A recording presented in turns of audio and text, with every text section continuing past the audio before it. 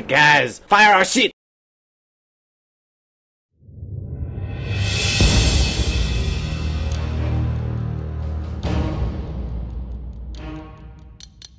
Well, howdy folks, and welcome back to your home port. There's a new French battleship coming to the game, the Tier 8 Gascogne.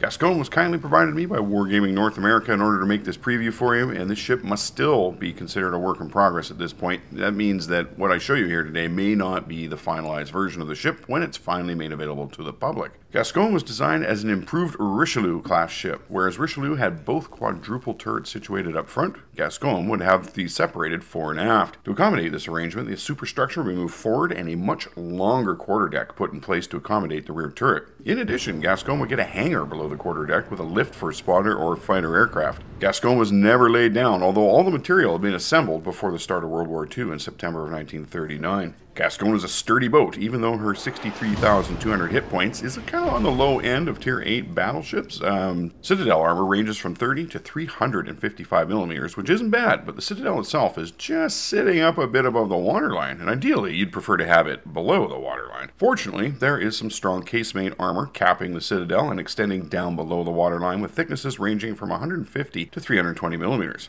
Main batteries and barbettes are well armored with thicknesses ranging from 85 to 430 millimeters and nestled amongst casemate armor of 32 millimeters. Yep, I said nestled. No, I don't write restaurant menus or Hallmark greeting cards. I don't know where that came from. Superstructure armor is mostly a typical 19 millimeters highlighted with the two secondary gun turret barbettes and their 100 millimeter, and as well the conning tower substantial 340 millimeters. Outer hull plating, fore and aft of 32 millimeters, will theoretically bounce 18-inch shells end on, while the 32 millimeter torpedo bulges definitely contribute to the 37% torpedo damage reduction rating. That's pretty good.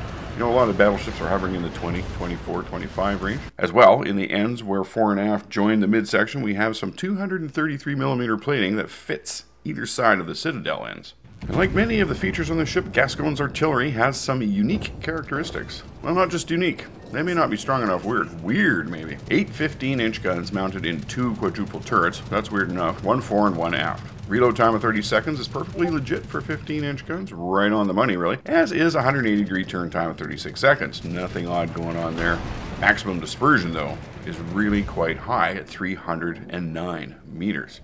Couple that with a 24.8 kilometer range, well, those two combined will almost ensure that you won't be hitting anything at range with these guns. Not consistently, anyway.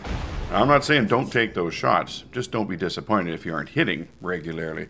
HE chance to set fires is very nice, 36%, and AP hits hard with 11,900 maximum damage. Both ammunition types have a nice initial velocity of 830 meters per second and ensure your shells get there before the enemy is turned and sailed away. 9 6-inch guns mounted in 3 triple turrets, 2 fore, 1 aft, and 8 double-barreled 100mm turrets along port and starboard sides round out the secondary gun armament. Both types have a nice 5-kilometer range stock out of the box, but you can help that out with consumables and equipment to give it some extra reach and accuracy.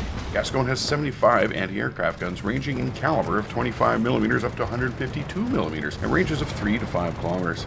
Best I can say is it's adequate, but you aren't going to be melting planes from the sky with this setup. Fortunately, you can load a catapult fighter as a consumable, which will help you out a bit. Gascogne, right off the showroom floor, will do 32 knots, so she's a pretty fast ship. Load on the Sierra Mike signal flag for an extra 5% speed and bring you up to 33.6 knots, which is putting it in Iowa-class territories, and for those times when nothing short of being up on plane will do, you can always engage the speed boost consumable to bring your speed up to about 36.3 knots for 3 minutes. Speed boost on a battleship. Well, that's just weird.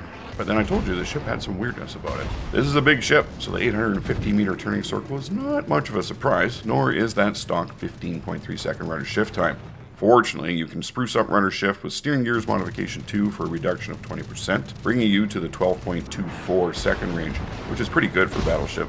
However, that would be at the expense of not being able to load the damage control system modification 2 that reduces fire extinguishing time and flooding recovering time both by 15%. You'll have to give that one some thought, maybe try them both to see which one you find more useful in the way you play. Stock out of the box, Gascogne has a 16.2 kilometer detectability range, way out there, and 13.8 kilometers by air. With my 10-point captain, who has the Concealment Expert perk, reducing detectability by 14%, and by mounting Concealment System Modification 1 upgrade, you can get that down to 12.6 kilometers, which is pretty darn good for a massive battleship. Your detectability by air also drops to 10.7 kilometers, again, pretty good considering. So, wow, Gascogne feels like a strange duck to be alright. Not a bad duck, but definitely kind of weird. Massive dispersion, long 24.8 kilometer firing range, a speed boost consumable, and 8 main guns mounted in 2 quadruple turrets, and a top speed of 36.3 knots with the speed boost engaged. This is almost like the Cadillac or Pontiac division of GM. Most of their experiments go on there. How can you play this ship?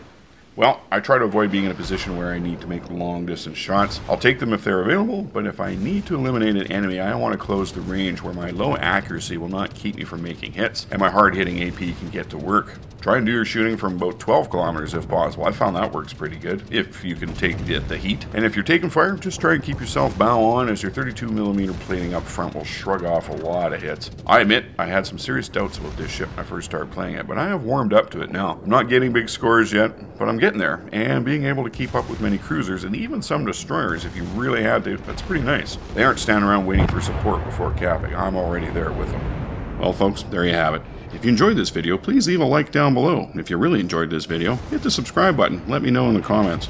As well, be sure to visit my social media pages, both on Facebook and Twitter. This is where I post info that, well, not belonging in a video, it's worth taking a look at. I would also like to give a shout out to my Patreon supporters. You folks are making a huge difference for me. If you like what I do and enjoy the community all of us humans are building, please consider supporting the mission via my Patreon page. There are quite a few options with varying levels of support. Maybe one of them will suit you. Links to all things in the video description. Alright folks, thanks very much for stopping by and watching. I'll catch you next time.